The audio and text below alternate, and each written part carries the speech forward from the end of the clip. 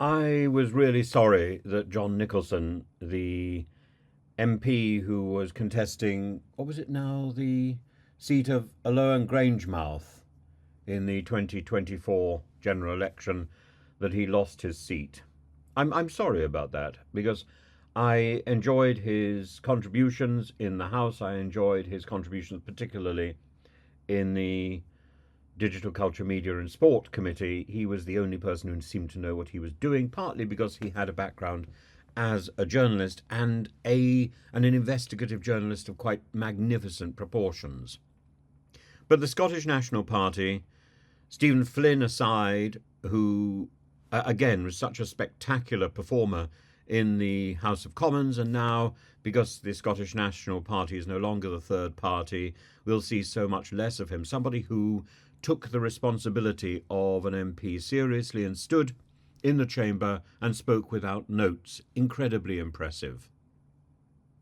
And the Scottish National Party as a whole is now facing significant internal and external challenges because of their dramatic reduction in representation in Westminster, as well as the ongoing legal issues involving senior members like Nicola Sturgeon and her husband.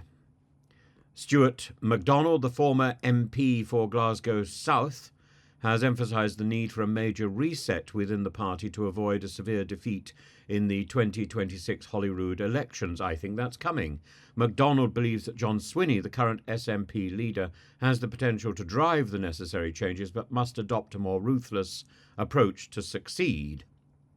Well, maybe he should take a leaf from the book of Suella Braverman or Kemi Badenoch or Nadine Dorries. If you want ruthless, there's a little bit of ruthlessness. It didn't get them anywhere. The SNP's decline in seats from 48 in 2019 to 9 in the elections we've just had has forced a reassessment of their independent strategy. MacDonald criticised previous approaches, including the de facto referendum policy and unrealistic timelines for significant policy changes like removing Trident, the nuclear weapons. He highlighted a cultural issue within the SNP, calling for a mature and serious debate on the party's future direction without any sacred cows. And in the midst of these political challenges, the SNP is already also grappling with the legal fallout from Operation Branchform, the investigation into the party's finances. And former Chief Executive Peter Morrell, the husband of the former First Minister Nicola Sturgeon, charged with embezzlement, adding further strain to the party's leadership and public image.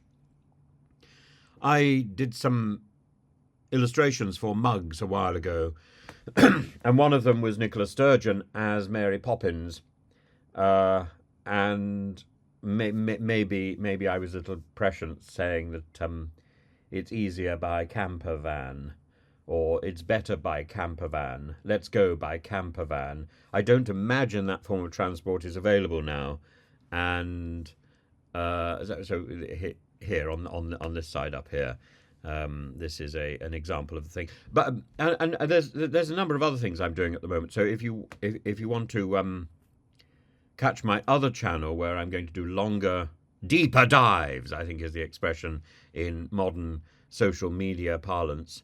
I'm going to do deeper dives into broader political issues and political personalities, as well as educational stuff, all in one place. So if you want a survey of Shakespeare's Macbeth or whatever happens to be on the various syllabuses, then that will be where you will find it. But please let me know what subjects you want me to cover, and I will gladly do so. In the meantime, here is the Assange video. Please check it out, follow it up. The link is down below, and also please subscribe here if you haven't already done so. I think there's a bell to hit and a tick or a love heart to give me. Please do so. It's always very useful. I very rarely call out for these things, but if you could also subscribe to the other channel, that will kick it off beautifully, and that would be very helpful. In the meantime, as the SNP prepares for its conference and debates future policies, MacDonald insists that superficial issues such as choosing a national anthem for an independent Scotland should take a back seat to addressing the more pressing internal and strategic challenges the party faces. A party that's been in power for a long time, longer indeed than the Conservative Party was in power in Westminster, inevitably degenerates because power corrupts.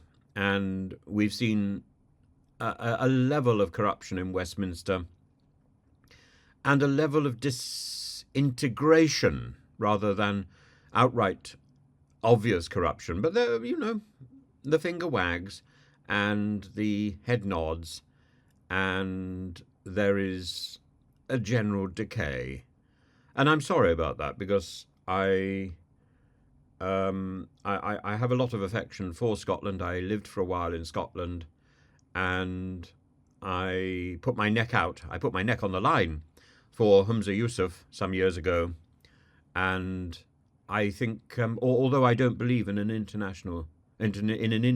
independent Scotland, I do believe in a powerful Scotland, and I do believe in a proud Scotland, and I hope that the current Labour Party will do its very best to re-establish that sense of importance for Scotland, because Scotland has given us so much in this country.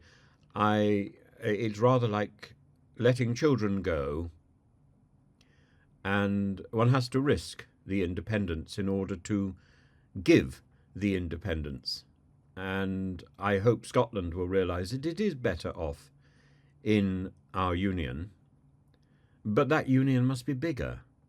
This is not the time for little independent states. This is the time for greater interrelation, greater collegiality, greater reciprocity, greater community. And the outcome of the efforts proposed by Stuart MacDonald, but by many others as well, the outcome will be crucial in determining whether the SNP, but also Scotland, can recover and can find its mojo for the 2026 elections, but also to contribute more healthily to the Westminster debates, even if it's not now the third party.